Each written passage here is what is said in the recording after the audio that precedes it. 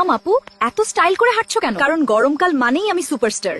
কিন্তু মানুষ আমাকে না দেখলে গাছেই উঠে পড়ে। ঠিক আছে, তুই কিউট আর আমি ক্রাশ। শোন লিচু, সবাই শুধু স্বাদ দেখে, হ্যাঁ, কিন্তু আসল মিষ্টি তো মন ভালো করা। তাই তো আমরা দুজন একসাথে এলেই গরমকাল খুশি হয়ে যায়। বল না, আমরা তো পুরো মুড। এই পাতাকপি আপু, এত গরমে মানুষ কষ্টে আছে। তাই তো বলি, বেশি তেল মশলা বাদ দিয়ে আমাদের খাও ভাই। শরীর ঠান্ডা থাকবে, স্বাস্থ্যও থাকবে একদম ফিট। মানুষ এখন শুধু ফাস্ট ফুড খায়, সবজি দেখলেই ভয় পায়। আরে ভাই, আমাদের খেলেই তো ভিটামিনে শরীর হাসে। সবুজ খাবার খান, সুস্থ জীবন গড়ুন।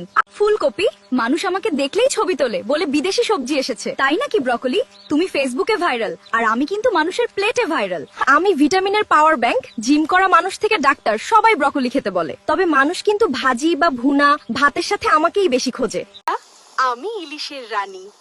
আমার হাতের ইলিশ রান্না কে কে খেতে চাও কমেন্ট করে জানাও। আমি সোনালী ইলিশ বউ। আজকে তোমাদের দেখাবো পারফেক্ট সরিষা ইলিশ রান্না। লাগবে ইলিশ মাছ, সরিষা বাটা, কাঁচামরিচ, হলুদ, লবণ আর সরিষার তেল। প্রথমে তেলে মাছটা হালকা ভেজে নাও, বেশি ভাজতে যেও না আবার, তাহলে মাছের ঘ্রাণ থাকবে না।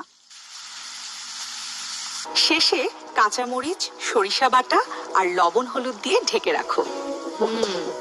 এইটাই আসল ম্যাজিক। তৈরি হয়ে গেল পারফেক্ট সরিষা ইলিশ।